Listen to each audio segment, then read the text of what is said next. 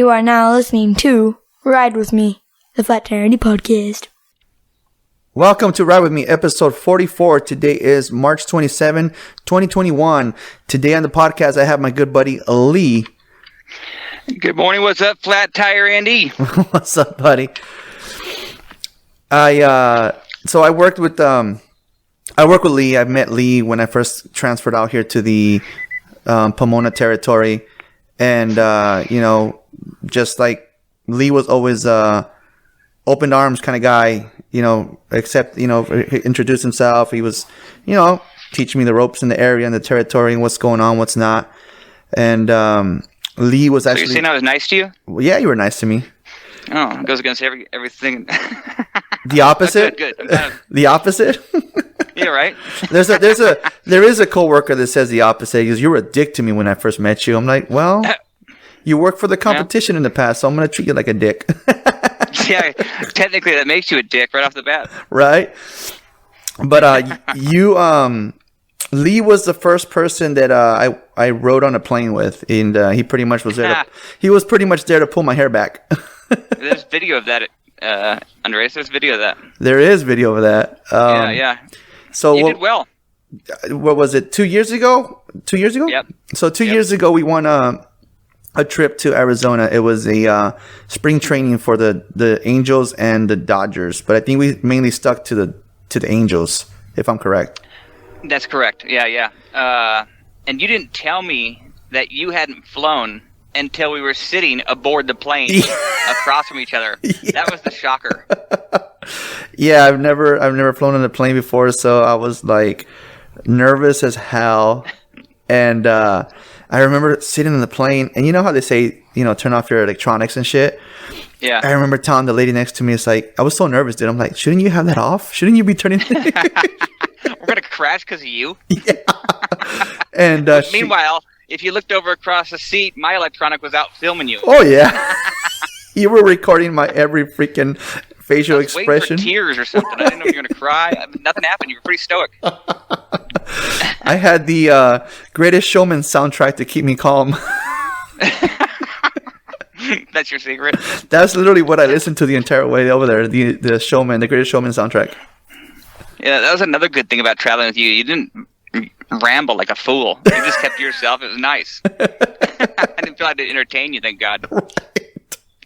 I just don't I don't know, man. It was a fun experience. Now I tell the kids, like, hey, we're gonna go to visit grandma in El Paso.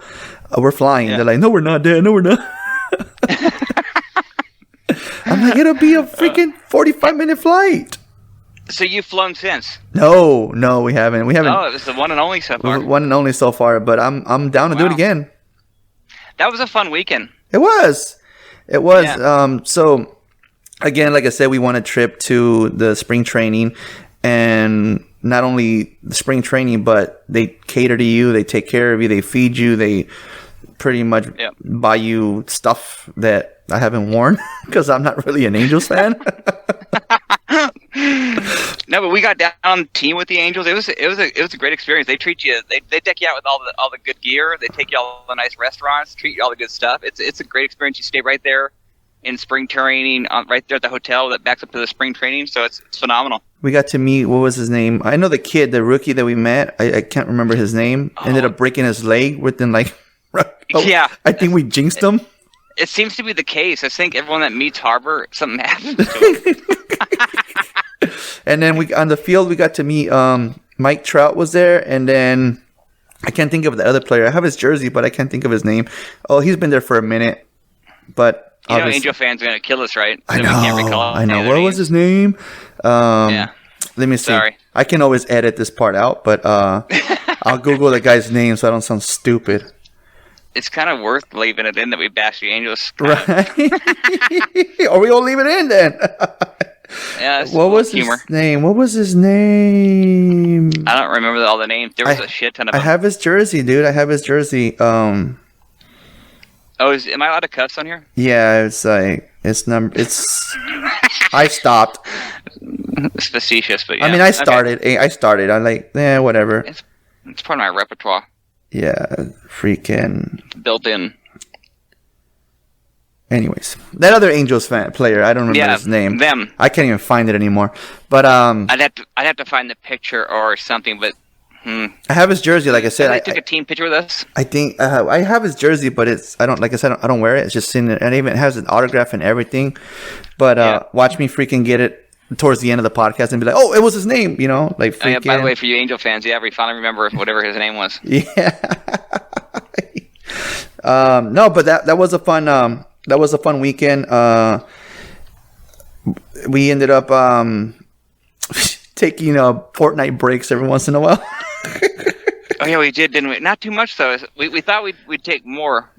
Yeah, that's another thing am I calling you Andy because it's Flat Tire Andy, or did I call you Andreas? No, you can call me. You can call me. You prefer? You can call me.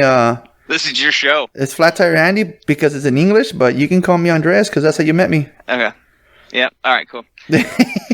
Yeah, we thought we were going to game more though when we originally planned it. Remember, we were going to take our PlayStations. It was going to be a thing because we thought we thought because we weren't super like Angel fans that we'd revolt. Yeah. And play Fortnite instead. Yeah. That didn't happen too much though. No, I mean we got on our phone for a couple matches, but nothing crazy. That was it. Nothing crazy. I was freaking. I was telling the kids the story of your 3:00 cigarette break. Remind me. The coyote. I don't recall this. You said. Oh wait. You must have been drunk out of your mind then. No, I wasn't. No, I don't drink that much. You know that. I know. Drinking's not my thing. You went outside to take a cigarette break like at 3 a.m. Ended up getting locked out of the hotel, and that's right, because the coyote. Yeah. Oh yeah, that's right. Holy shit, you're right. Yeah, that was scary. I did. I had to dip out at 3 a.m. Only happens to me, of course, in Arizona. But I go to take a cigarette break at 3 a.m. and I walk out the hotel into like a little park area, if you will, because they have like a little, I don't know, a center park kind of thing. It was a pretty cool hotel. It was a cool hotel. It was big, but it was kind of cool. It had like a bench and everything on it. So I'm sitting there smoking, and I look up, and there's a fucking coyote right maybe 30 feet from me. I'm like, oh shit, these are the Arizonan coyotes. No, I'm just kidding. And as my legs began to quiver, I went to go try and get back into the hotel. It was locked. And so that was quite the escapade. I thank God I had my phone, so I ended up calling down to their maintenance people at 3 a.m. Hadn't them let me in, but I was trying to make my way to the roof somehow. Yeah. Because this coyote was still kind of patrolling around. So I started climbing on the fence and seeing if I can get to higher levels, and thank God it opted to go somewhere else. But yeah, that was a fun another experience in my life. Justin Upton. Oh, I told you. You're right. I told you. Yeah, good call. You looked that up, yeah. I told her to kick in. All I had to do was see his name. But yeah, you're right. It was Upton. Yeah, you were. You hit me up the next morning. You were like, dude, the coyote and shit. I was like, only to you, man. And only me, dude. Did that experience get you to quit smoking? No, it sure did not. Well, if a coyote couldn't stop you from smoking. I'm not a quitter, Andres. I'm not a quitter. No, I know you're not. Quitter, so. You're not a quitter, dude. Yeah, no. But same thing when it comes to smoking. That was smoking, but that was a fun weekend, man. And then I remember. Did you go to? You went to Top Golf there? I did. Top Golf. Yeah, that was fun. I think Top Golf was the only place that I really enjoyed myself more because nobody was slapping me with drinks and here's this and drink that and drink this. That's right. That was one of the funny things I tried to warn you about, and it was quite a shock. Yeah.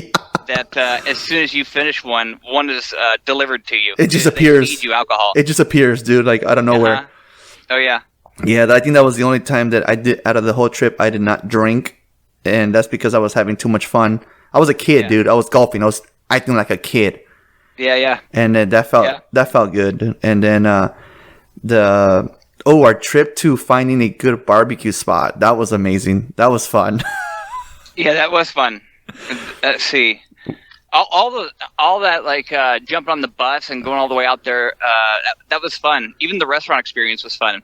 Because they screwed up. Remember, they screwed up like the reservation. They got the wrong hotel. Yeah, the wrong restaurant. It was the wrong restaurant. So and about 100 of us walk in, and It's the wrong restaurant. Oops. So they're like, no, your reservation's at the other okay, everybody back on the bus. Oh yeah. It was fun. It was fun. Like driving through Arizona, I've never been there. Just the one time when I drove through to go to El Paso, but obviously it was on the 10 freeway. I didn't stop by. I didn't see the town. But Yeah. getting to be out of your hometown for a little while was kind of fun, man. It was fun, and again, first time flying, and you're there to freaking kind of like hold my hand pretty much. I bumped into one of the other guys that was there last week, and I'm like, hey dude, when are we gonna go to Arizona again? He goes, why? So I can hold your hair back again? You dick. Yeah, but you had your fair share of alcohol in the beginning, and you told me, wow, they keep bringing me drinks. They keep and coming. I knew at that moment you were kind of sideways. Oh yeah. Oh yeah. That because you wandered off, I think, to crash out at one of the nights. Well, what happened? What happened? Yeah, we were doing like bar hopping type shit, and when one of the guys is like, one of the managers is like, hey, I'm gonna call it a night. I'm going back to the hotel. I pretty much, can I come with you? Can I, like a little kid? I'm Please done. let me free. I'm done drinking. Let's go. Can I come with you? Yeah. That's funny. We drove back to the hotel. I fucking went straight to my room, showered, and went straight to bed. Yeah. I remember one night you disappeared. That was it. I couldn't control it. I can't drink. I don't know how they do it, bro. How can they just keep pounding and pounding and pounding and we've had 20 drinks here. Let's go to the other bar. Like what? What do you mean? I know it's really amazing, and I don't know if it's amazing, but to see the inducement of alcohol or the ingestment of alcohol at such a high level. I mean, I can't do that, no way. But I guess being a part of the beer industry and having a good supplier like we do that takes care of us, alcohol is unlimited. So oh yeah, they showed us a good time. Then freaking like when it comes to beer, like a few weekends ago, I just loaded up my cooler and I filled it with beers that I have in the refrigerator. I don't drink, dude. I don't drink. No one's come here. Yeah, I don't either. No one's came here to record a podcast, so it's like okay. Yeah. I took him to my Officer Ricky's house, and I'm like, here you go. The cooler is full. I want it empty when you give it back. I didn't even know there was a cooler here. You got to show me what it is. It's the Pacifico. It's the Pacifico cooler that I won. Did you go with this to Dodger Stadium? Is it here behind me? Huh? Is it behind me? Am I missing it? I can't see it. Where is it? Oh, not here. I'm trying to pretend we're there. I'm trying to pretend I'm with you. Oh, gotcha. Oh, yeah. So it's over there. I'm suspending disbelief. That's together. Gotcha. I didn't catch that one. We didn't practice in the beginning. The theater of radio. Right? No, yeah, and he ended up bringing it back like 2 days later with completely empty. I'm like, thank you. That's less beers in my refrigerator. Did you get one of those Modelo Yeti coolers that have the wheels on it with your name on it? I have a Pacifico. You do? Okay. Was it Grizzly cooler? Is it Grizzly? It has like a handle, and it's large, and has wheels, and it has a license plate with your name on it. This one doesn't have all that, but that one sounds pretty amazing. Everybody. You didn't get one of those license plate ones? No. Are you sure? I'll book them. I'm gonna hit them. I got a barbecue pit. Yeah, I got that, but I thought he gave everybody these. Maybe I'm wrong. I thought he gave everyone like these large coolers. I don't know, medium to large size, has a handle on it, and you can tow it around with you, and it has your license plate on it. And No. It says your name. Yeah, I didn't get it. Maybe I didn't win that contest. Maybe. Or I'm gonna have to book them now. Yeah, we'll have to fix that problem. No, yeah. It was. Did you go with this to Dodger Stadium? I don't believe so. No, I wasn't. You might have been out I then. think that was right when I was starting to not feel well. Yeah, he ended up taking us. Go ahead. Good. Oh, I said he ended up taking us all to Dodger Stadium one day, and on the way On there, a bus, right? Yeah, on the bus. Okay, I missed that. Okay. On the way there, he had like a raffle, and the joke of the day was charger ports, the little charger battery packs, because people were winning them left and right. Yeah. So These. there you shit. Yeah, that.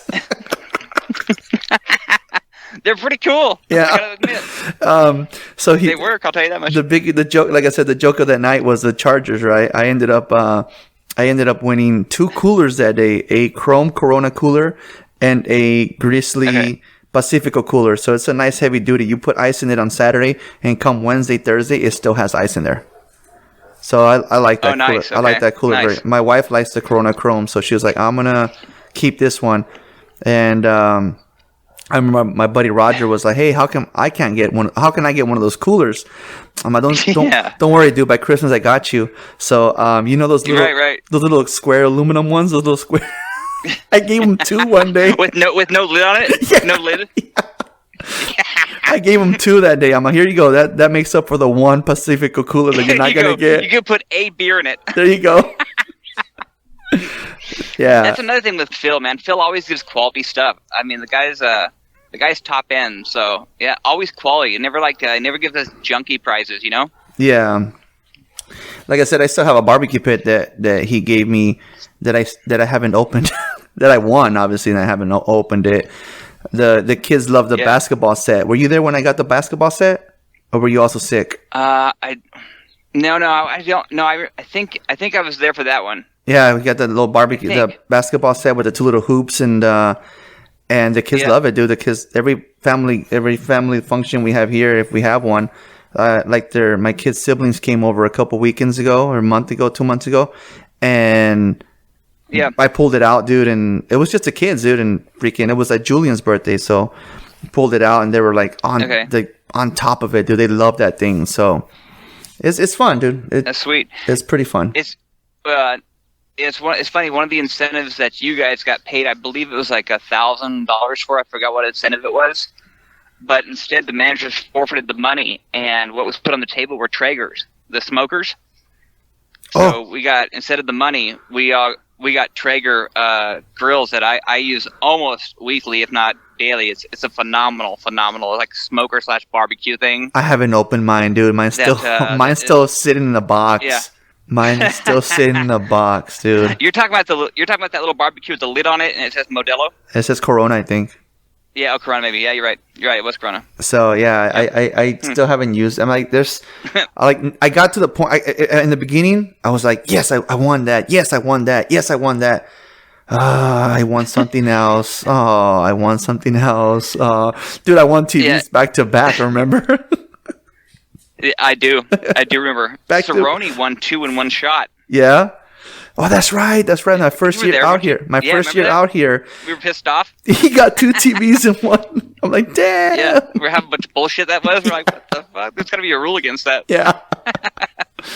Dude, the fun. So you won 2 TVs back to back, yeah? Yeah, one in December, and then like March, another one. And they both get used. You still have them? They both get used equally, man. I'm kind of kicking myself in the butt because I ended up putting a 32-inch TV in the garage instead of a 50-inch TV in the garage. So my wife's like, "You can't do it. You can't switch them." Like, come on. Oh, come on now. She's like, "Really? How often do you watch sports in the garage?" I'm like, "Okay, you got a point. You got that point." A lot more if I had a 50-incher out there. Right? She goes, "Are you sure you don't want to put your PlayStation out there?" I'm like, "No." No, maybe. No. No. It's a 32-inch TV. I like playing on the 55-inch TV now. You guys are pretty close quarters when you game, right? Because I always can hear like you and your son on each other's microphones. Well, they're in the living room. I'm in the living room. We're not close quarters, but within earshot. I'm in the living room and they're in the bedroom. So sometimes I tell them to lower their voice and close the door. But speaking of gaming, I was telling the kids, "Hey, Lee might come over today and record a podcast." Yeah. And they're like, "OG Misery? So we can play Fortnite?" I'm like, no, but okay. I'll tell them. Yeah, right. They don't know me by Lee. They know me by OG Misery. That company picnic, when they met you, that's fun. They were like waiting to meet a god. And I tried to act very celebrity-like to them. Right? They're like, I know it's mythic. Yeah, you guys are going to meet OG Misery today? Because what happened is, so I would play Fortnite with Lee, and then it just got into my kids started playing Fortnite with Lee. So it's like, "Hey, Dad, Lee's on." Okay, well, go play with him. It's like, yeah. it went from 5-year-olds on. it went from us playing to them playing with you. So then, like I said, at that company picnic, is like Lee, OG Misery. It's like like they were meeting a celebrity. It was amazing. I was just a voice to their headset. Right. Now I'm live and in person. Right. Yeah. So yeah, like I said, they have been asking like where you've been, and I said, well, Lee hasn't been feeling well lately, but when he feels better, he'll jump back on. And they pointed that out the other day.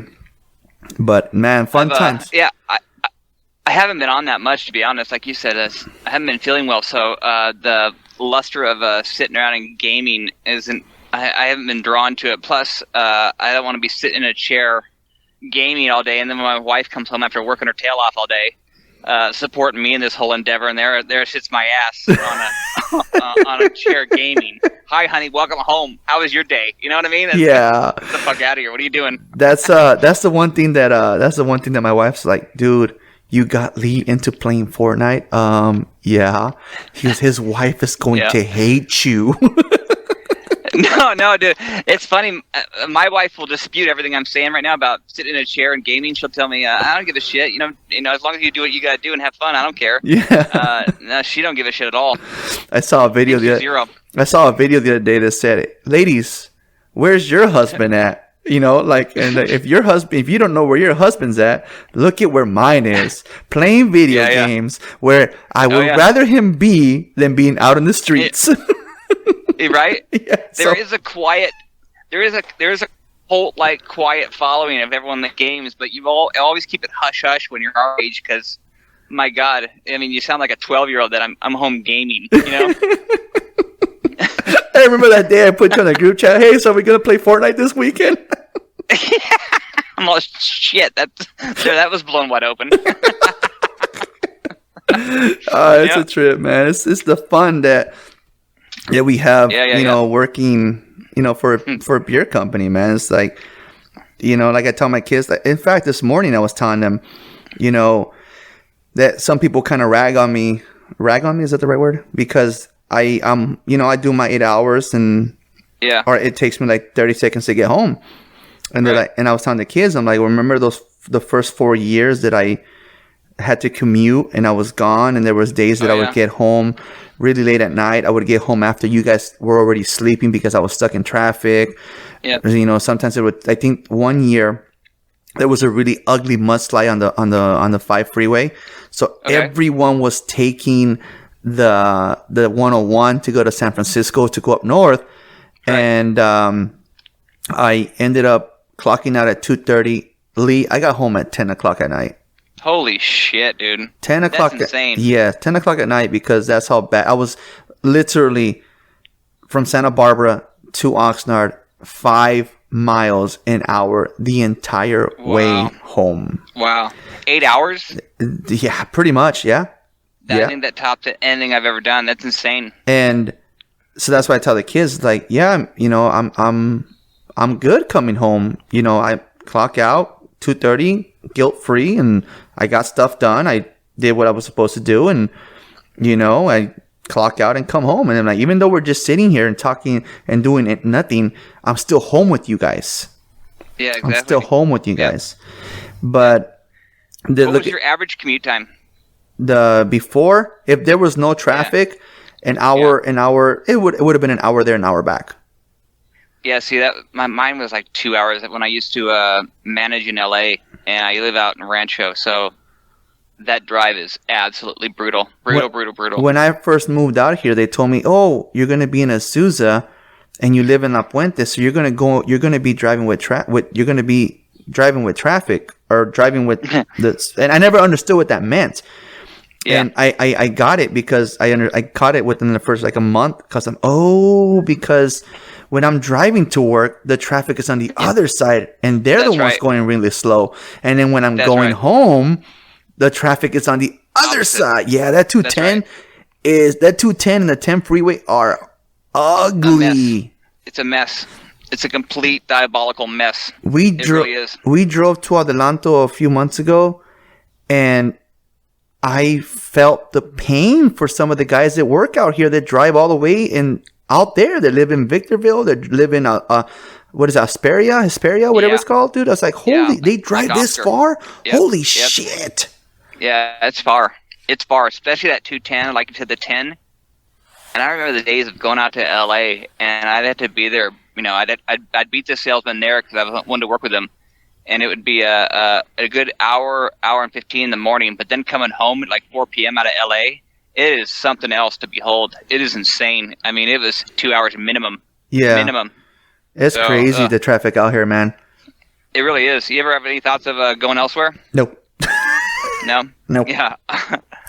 Lee, I have fantasies. Yeah. I live on my route, bro. I showed you a screenshot of that one Yeah, time that's you true. met me. Yeah, you do. Yeah. No, I'm stuck here. Yeah, no, it's yeah, you're literally like within spitting distance from your route. It's pretty crazy. Yeah, dude. Like I said, there's days that I'll clock out and I'm home in 30 seconds. Yep. So, I mean, like I said, like I told the kids this morning, I've earned it. I've earned that because for 4 years I was gone for all those. That's the way I see it. Like some guys are like are no longer with us. They were like, "Hey, man, so did you get a raise because you took that route?" Yeah. I live on my route. That's my race. Yeah. That's the way I see it. That's the way that's the way I see it, or I saw it. You know, I'm home. Yeah, that's definitely a race for me. It's the not savings on gasoline, my God. exactly. It's not always about the money. Like before, Right. when I drove to Santa Barbara, Goleta, I would fill up my tank on Mondays, Wednesdays, and Fridays.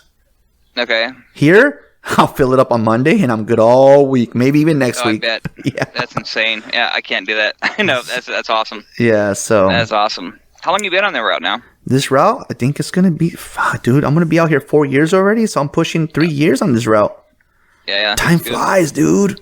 It really does. That's what I was telling my wife today. Time, especially with this time change, time's ripping by. It's Dude, unbelievable. we're a week away from April. I know. It's I know. crazy. I just looked down at the time. We've already been talking almost 40 minutes. That's insane. I Yeah. mean, time shreds. Yeah. We talking 40 minutes, but only recorded 30 of it. So Yeah, no, that's fine. No, I'm not clocking you. I'm just saying the time is ripping by. yeah, Time is ripping by. yeah. But so how are you doing, man? I know you've been out for a little bit. What's going on, man? Well, as you know, it's been an endless. I don't know. I don't want to call it a battle because I don't want to be dramatic. You know me. I don't talk about this much, and I don't complain about it ever. But it's been quite the feat, if you will, over the last since June of 2019, when I was with you at that reset. I know. At 7-Eleven. That when I I started do. to feel the pain. They're like, dude, you killed Lee. I'm like, no, I Yeah, you didn't. did kill me. How rude. How rude. I thought we were tight, but I guess not. Oh, no, man. No, I'm kidding. No, it was we were doing that reset for at 7-Eleven, and that was day 3 of the pain I was feeling. And it got to a point where I couldn't take it anymore. And I told you I got to go. Yeah. I mean, I was going out. I was walking out to my car quite a bit. I don't normally let people hang on resets, so I was taking quite a few breaks. I'm going, I'm not sure I can make it through this thing. And I told you finally, hey, Andreas, I got to bail, man. I don't feel good at all. Something's wrong. Yeah. And it's funny. I was having lunch with Hunter the day before that reset. After we had done a reset, and I told him that day, I go, man, something's wrong. I don't feel right. I got pain going on, and I just think something's wrong with me internally. And of course, his advice was go see somebody, and go to work the next day, of course, because you go to work till you die. And I was at that reset with you. I said, I gotta go. So yeah, I went to my doctors, and they thought at first it was appendicitis because the pain was in like my lower right abdomen area. Yeah, I know that pain. Yeah, and almost groinish, but not to the groin. And so they said, yeah, I think you need to go to the hospital. You might want to call an ambulance because you have, appendicitis. And I said, I'll, make my way over there. So I went home and changed first. Typical guys. Knowing I was going to an emergency room. Don't get me started on the hospital, but I went home and changed first and went over to the hospital where they did a CT scan on my stomach area, and they came back and said, your appendix is fine. And I said, oh, okay. They said, but has anyone ever told you that you do not have an IVC? And I said, what? Can What's you back that? that up and give it to me in English? Yeah, that's what I said. What's that? So they said it's basically a large vein or an artery coming off your aorta that goes down to your waistline, where it splits into two, and one goes down to your right leg and another down your left, and that's how your body is circulated for blood to and from the heart. So kind of an important thing. Well, sounds like to me then how am I moving, how am I living if I don't have one of those? Yeah. And they said, well, you're 0.00002% of the population in the world that has this problem. And I'm going, Oh shit. how am I fucking alive? That's impossible. How can you live like that? Well, I'm not sure if you ever knew, but I had in my stomach area, I had veins my whole life that were protruding out of my side of my stomach. It was pretty obvious. I never took off my shirt as a kid. It was one of those things that, completely embarrassed about. But my veins stuck out on the sides, and they were all over my right and left side.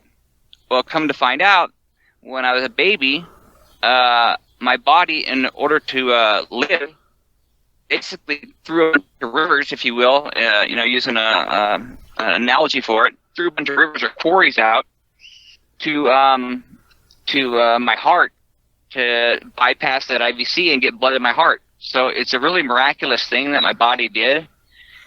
And so that's how blood flow would get to my heart and down to my legs, is through all these veins that were sticking out of my body. Oh shit. So, yeah.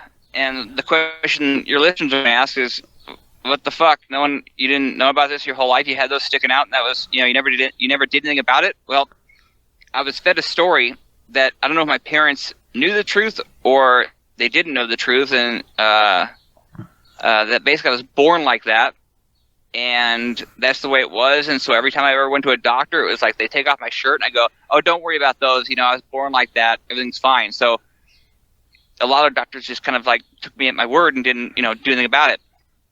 Well, lo and behold, it was a lot more than just born like that. So that was the initial thing, and I got to back up because the only reason they furthered to look at my body after the appendicitis was my wife had come in and said, did you tell him about your legs? And I said, no. And they said, what about his legs? Oh, she said, wow, okay. Yeah, she's the actual one that initiated all the tests by making that comment. What my legs had done were swelling up pretty dramatically to where my socks would make a dent about an inch deep into my shins. No shit. And the pigmentation of my skin was changing. It went from I'm a white boy, so it went from white to a tan, and it's still a tan to this day, and it's splotchy all up my legs, all the way to my hips. And so they took a look at that and said, oh, that's a problem. So they started doing ultrasounds on my legs. They did the CT scan. They found out that I also had blood clots in my legs, in my chest, in my hips, on my liver. I had blood clots everywhere. And I'm only a 45-year-old guy, and granted, I've done my day of wrecking my body, but no one anticipated what they were going to find. And so that was kind of the beginning of everything. And all the diagnoses and the problems and the medical stuff kind of snowballed from there as far as what I had. So I feel like I've been talking quite a bit now, but no, man. So throughout, over the next few months, they pulled me out of work immediately because they said the blood clots were threatening to move if anything went wrong with me or I was active. So they didn't want to take the chance. I said a lot. They don't want to take the chance of having those move and taking me down. So as you probably are aware of, a blood clot through your heart, you're a done deal. A blood clot through your brain might stroke out, and God knows what would happen after that. And then a blood clot in your lung is survivable, but it's not fun. So they pulled me out of work. All the blood, it's blood work. To this day, I still do blood work almost weekly. Trying to figure out what was wrong with me. And they came up with about 5 different diagnoses for what's going on with me. One of them being the obviously IVC thing that I talked about. And they found out that I had lupus. Also they explored why I had the clots, and they discovered that I had what's called antiphospholipid lipid syndrome, which is a clotting disorder. Oh, I know. shit. It's a mouthful. It's a mouthful. I got to take a drink. That's the name of the podcast. There you go. If I can Google that word. If I can Google that word. Lipin syndrome Andy. So after that, I also had what they call Raynaud's phenomenon, which is a deal where your fingertips and toes, due to temperature change, the blood retracts from the tips of your fingers and the tips of your toes due to temperature. Now, I guess that's just managed through some blood pressure medicine, so it's kind of a no big deal kind of thing. But obviously, working in the cooler environments, it's tough when I go to stock or something like that because my hands are affected, my feet are affected. Well, doesn't the body already, when your body's starting to get cold, your body already automatically knows to keep your heart warm, which means your fingers and feet go first. Correct. That's correct. Yeah. So magnify that on me. Ouch. Sometimes I look down, my whole hand's white. So it doesn't rear its ugly head too much. So thank goodness, but it does exist. But I take my medicines for it and all that good stuff. So that one's a no big deal kind of a thing. But let's see. Then what else? Where was I? Okay, so then one other thing was the doctor was like that from that one. Don't get me started about the doctor. That one movie. Christ. What was that one movie? Wait, there's more. Wait, there's more. This story is not finished. Then all my blood work was reflecting high numbers that showed that my liver had a problem. Oh shit. So I was recommended to a guy out of Cedars-Sinai. And now when you're getting to that kind of category, things are kind of getting serious. Well, I'm seeing someone from Cedars-Sinai. That's pretty crazy. And what they determined was I had what's called, due to my clots, there's a clot on my portal vein. Your portal vein feeds blood from your liver to your heart. I've also become an expert and a borderline doctor because of all this. So the portal vein feeds blood from your liver to your heart. And mine had a clot on it, or it still does have a clot on it. And again, my body seems like I'm a walking miracle. I should be probably long in the ground. My body made another river off that vein into my liver. That's how my liver's been able to be fed blood my entire life. So, so your body, hypertension. pretty much rerouted itself. Yeah, I'm like there's Lee Majors as a $6 million man. I'm Lee Page, his duo, the $6 million robotic man. That's a dude. That tells you, man, you weren't meant to die at a young age. Oh no. That's crazy. It's a scary deal when you're dealt all that at this age, because they were having me do my last rites. They had me do advanced directives and kind of my final goodbyes to everybody. So it was I could think about it, get emotional now. I'm an emotional guy anyway, but it was pretty hardcore, everything that in life that after you get to 45 and you've done all your stupidness and you find the one you love, kiss it all goodbye is quite facing your mortality is tough. That's why I thought of. I know we've talked in the beginning about the podcast. When I first decided to make a podcast, you were like, "You go for it, do your thing," and you're the one that always said, "Bring on the average Joes, bring on the backbones of America," and we've always talked about you being on the podcast. And then when you told me the other day, Andy, don't take life for granted. Mm-hmm. I was like, you know what, Lee? You tell us. Your personal experiences, tell us why we shouldn't take life for granted. Because this life is short, man. This life is so short, and all the things you love in life now, and all the people you love, and the people closest to you. I mean, especially after this whole year we've all spent indoors with the ones we love. I mean, to imagine that all going away, it makes someone emotional now even talking about it, because that was scary shit. That was a real deal, and I thought it was a done deal, and because no one could figure out how to help me. that's the other thing I'm kind of leaving out is, I've seen all these doctors. I have about 5 of them. It's like a task force. And with every one of them, they said they couldn't help me with regards to getting me the IVC. That was the one thing that they couldn't do. And my liver, the guy out of Cedars-Sinai, chicken shitted out. Oh. And basically told me to my face, that I'm not going to take the chance doing what's called a TIPS procedure, is freeing up that clot and putting a stent in there, because of all the clots, you're too high risk. So basically, if you die on the table, he doesn't want that responsibility. Yeah, he doesn't want that responsibility. Right. Wow. Yeah, yep. So once he said that, all the other doctors that kind of were surrounding him, because obviously out of Cedars-Sinai, he's kind of like the respected guy. They all went, well, he doesn't know what to do. We don't want to do either. Kind of we're stuck from here. We don't know what to do. Yeah. That was the outcome. But I digress off what you asked me for. You just take everything. You don't ever take anything for granted, because it can all be gone. If you're the kind of person that likes to go fuck around and be dishonest, I say shame on you. This life's too short. I always tell you, that's why I told you, go do your podcast.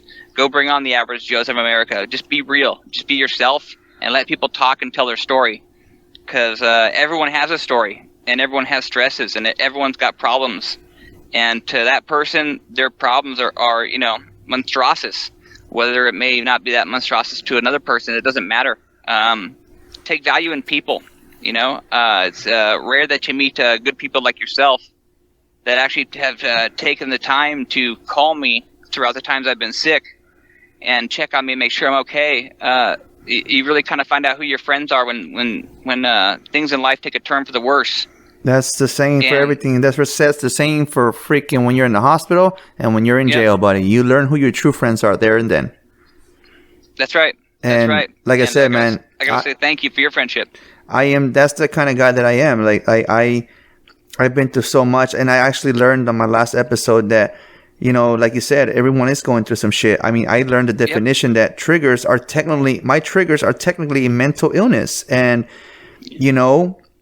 for me to just, hold it in, and sometimes it's a bad thing. And if this podcast has helped me, is to help me relieve stress and vent. And,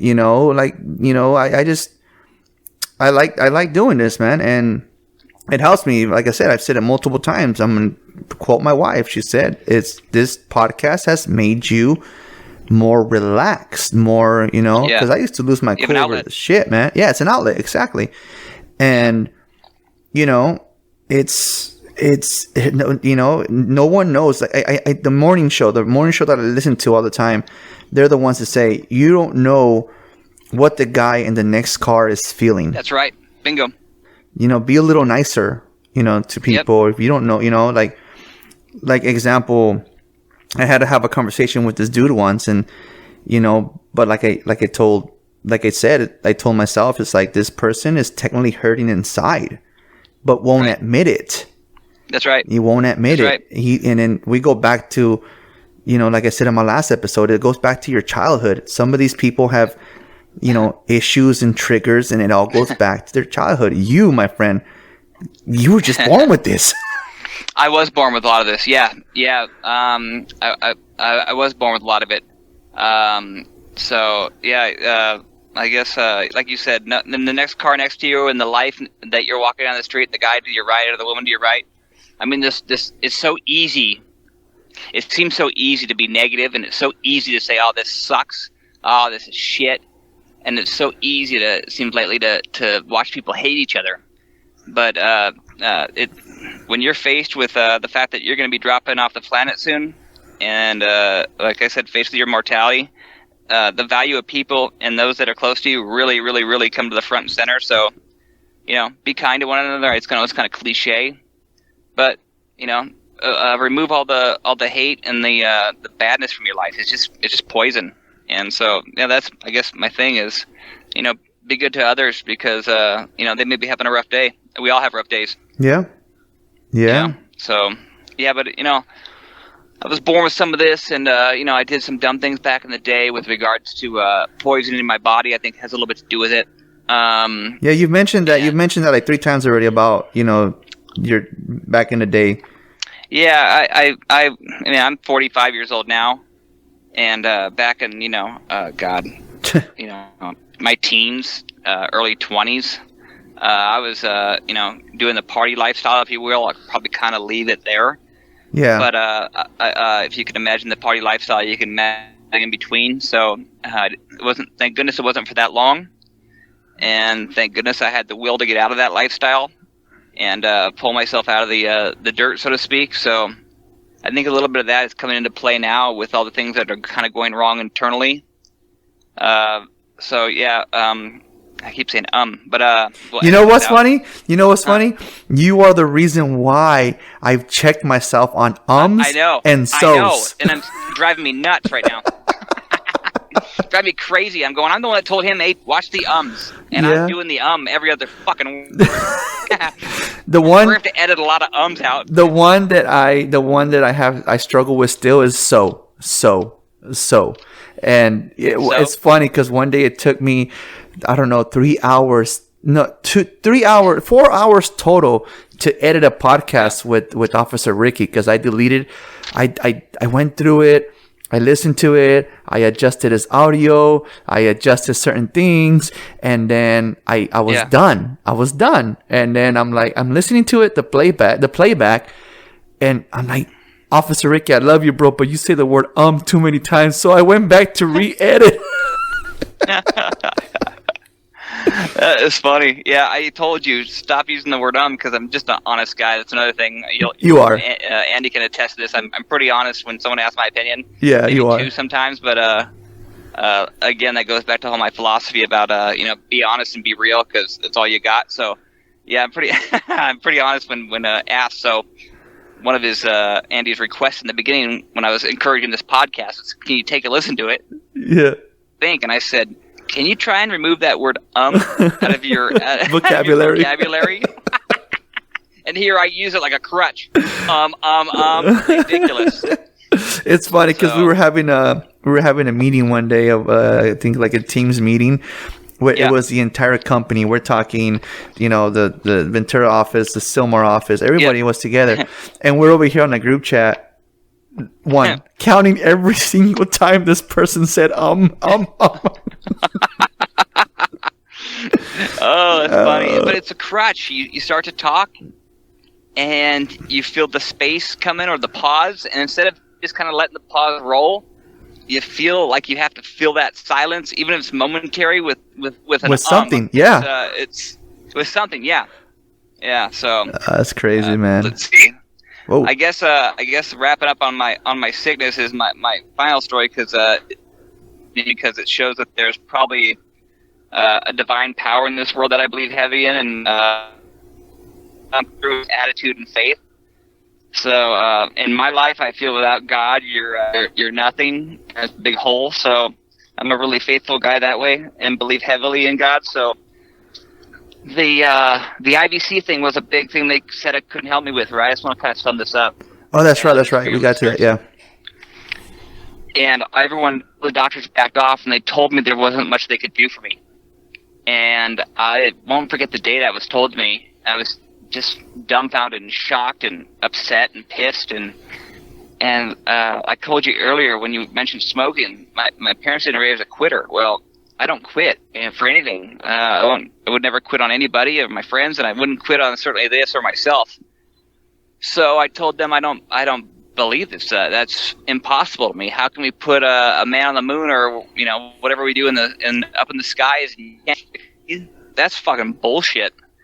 So I went home that day and went on clinicaltrials.gov, input IVC, or inferior vena cava they call it, and the search returned about 15 to 20 doctors all around the world. We're talking Switzerland, Greece, Johns Hopkins, UCLA, everywhere. So I wrote individually about 12 of the 20 doctors my story and said, no one here can help me. Is there anything you can do? Because I think I'm going to die from this. I'm taking from this guy who, I'll do whatever you need, or, I'll vouch for your fucking facility, whatever it takes, I'll do, because no one else can help me. Can you help me? And out of those 12, and this is where kind of like the divine intervention comes in, there's one person, that responds. And it was the assistant to this doctor that's out of none other than, here I'm thinking, oh goodness, who's this responding? About to go to Greece? Where am I going? Yeah. Orange, California. No shit. So that's the thing. Out of all these doctors that I emailed, everyone that I've talked to, and mind you, that I'm getting calls from Ireland, and because I'm such a medical phenomenon, that it had intrigued doctors, but no one could figure it out. So it was kind of being talked about in the medical community. This lady says the doctor I work for is very aware of your situation and feels he can help you. And we'd like to have you come down and see if that's possible. No shit. Yeah, no shit. And so after all these renowned doctors telling me, no, I go down to this guy in Orange, a guy named Dr. Razavi, right there next to Chalk Hospital. And I go in there. He's kind of a calm dude. I give him all my stuff. He takes a look at it. I'm there for a good amount of time, comes back and says, yeah, I can help you, no problem. I said, instantly you cry, because what the fuck, now I'm going to live. I was going to die. Yeah. And I go, holy shit. And I'm like, how can you be so confident when all these other doctors that are, caliber doctors are saying no? He says, I got no problem. I'll do it. This is what I do. I go around the world and do special procedures like this to fix people. And wow, okay. So it's kind of an honor meeting him. And I had one other doctor appointment to do an ultrasound to make sure my femoral arteries, which are the ones from your legs that are the main arteries in your legs, were clear. And I got the word that they were. And so last February 24th, to be exact, I went in under the knife. Not even under the knife. It was what they call angioplasty, which is what they do for people with heart attacks and stuff, where they kind of balloon you. But in this avenue, he was going to go in my legs, go up into my stomach, and he built me from my aorta an IVC out of stents. So I have 8 stents that run from my upper chest all the way down to my hips, and they kind of split off, and there's more stents down in my hip range.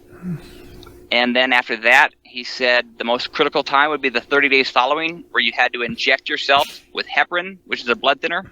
Okay. So even to this day, I still have the bruising from all my self-injections. So that was quite the task, and not real fun, but you got to do what you got to do. And 30 days later, he says everything looks good. 6 months go by. I had to do a CT scan. They say the blood's flowing fine, and you don't know this, but let's see. 2 weeks ago, I went down there with my wife, and he tells me that everything is looking phenomenal, that I've passed any danger zone, that the chances of something bad happening to what he's done to me is now 4 to 5%. And it's really, really, really like a big load off my back, and one of the biggest problems that I've ever faced, that I've considered that I've survived, and just amazing stuff medically.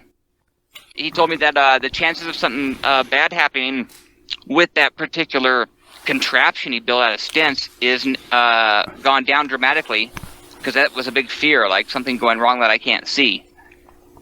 Is now 4 to 5% chances of something bad happening to me. So basically, that's really good news that it held, and I'm here to still talk about it. So you're here. Yes, you are.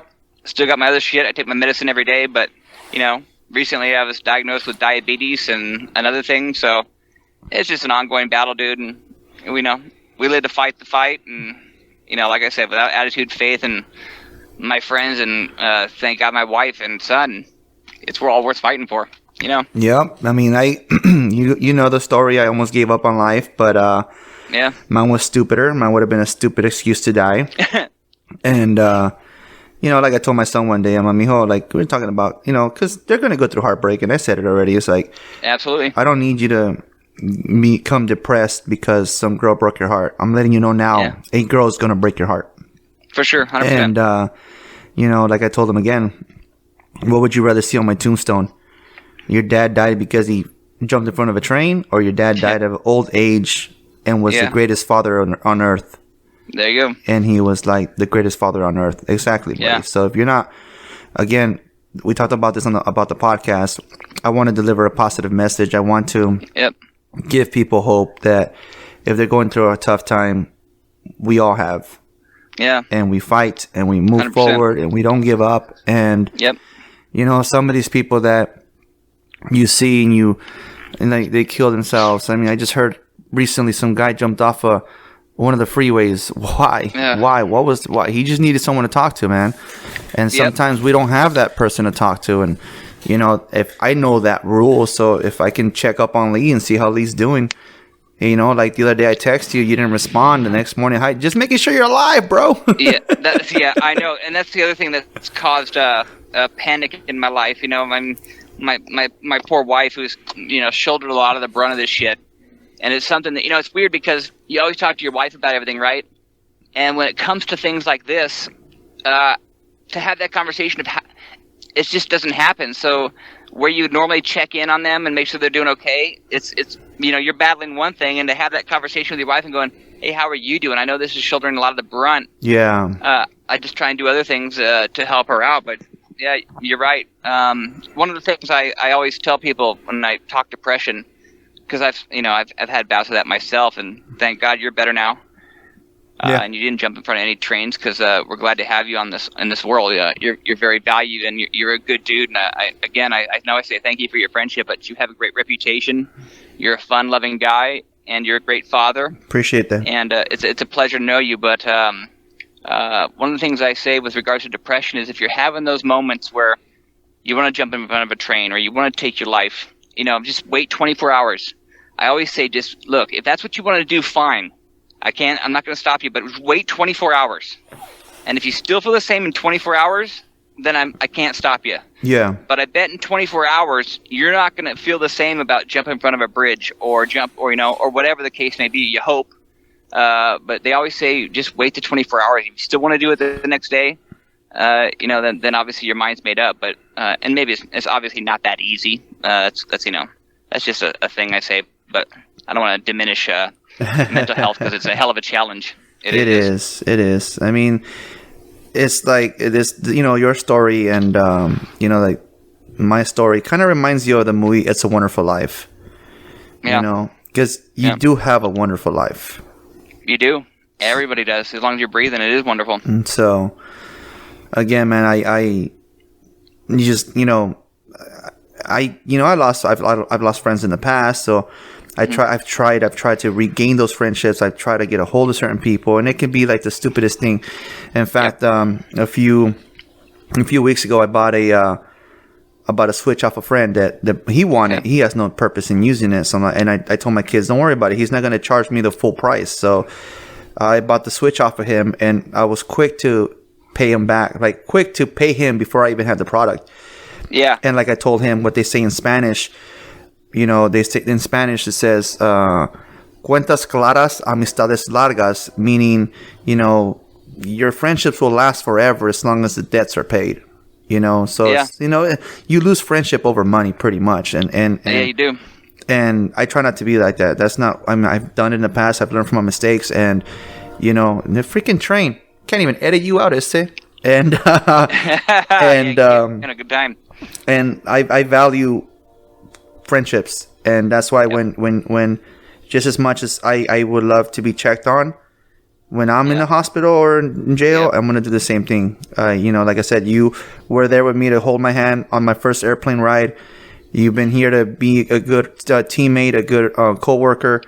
You've done nothing bad to me. So, hey, Lee's feeling sick. Everybody's giving me the guilt trip. You fucking killed Lee. No, I didn't, man. I didn't. No, you didn't kill me, dude. So you had nothing to do with it, brother. You had nothing to do with it. You just happened to be there the day I went down. But, I value friendships, man. And I feel sometimes that a friendship goes longer when you communicate. And, 100%. Having somebody on Facebook, does that really make him your friend?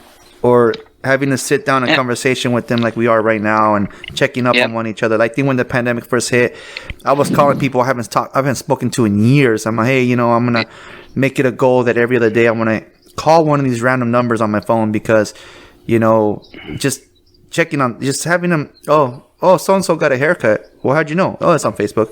Or, Yeah, or stupid. wishing somebody happy birthday on Facebook, and that's the same thing as Yeah. actually texting them. If I don't No. have their number, then I won't text them. But, I mean, I think that a text message means a lot more, or a phone call means a lot more than just happy birthday on a Facebook post. 100%. So, 100%. you So, know, I'm still here, bro.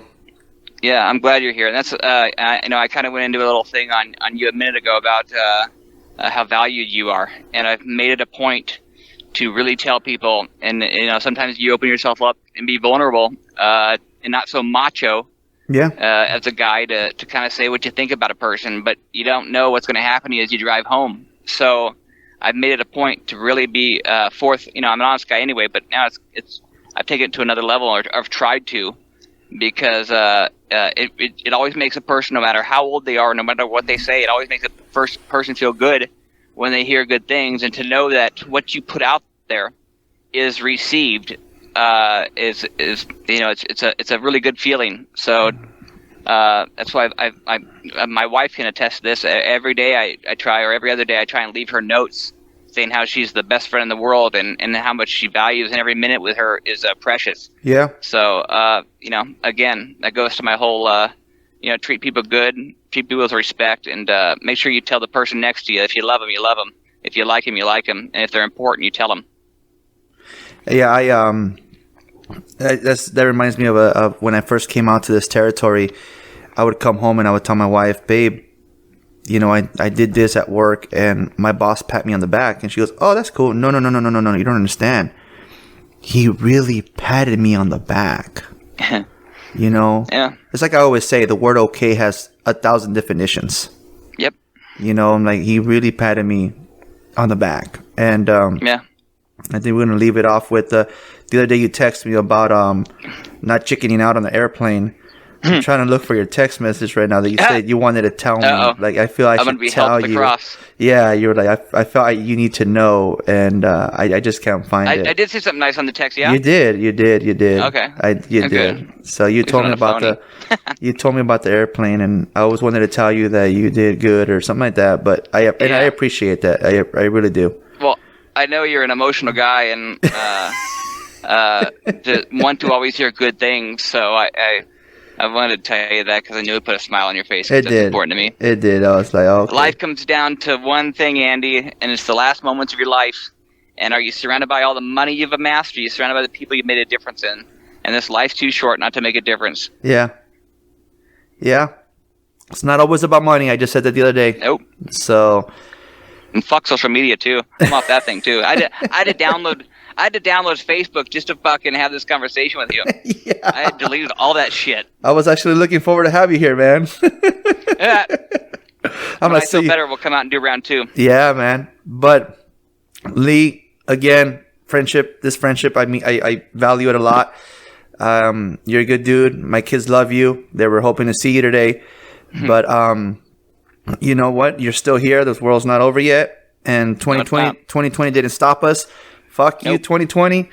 And Amen. buddy, like I end every podcast, thank you for running with me. Well, I'm glad I rode with you and not on you. So that's a good thing. We're not that close. See, I got humor too. I'm good. I see that. I see that. Hey, thanks for having me, brother. No problem, buddy. Thank you for listening to Ride With Me, the Flat Tire Andy podcast. You can also listen to us on iTunes, Spotify, and Podbean.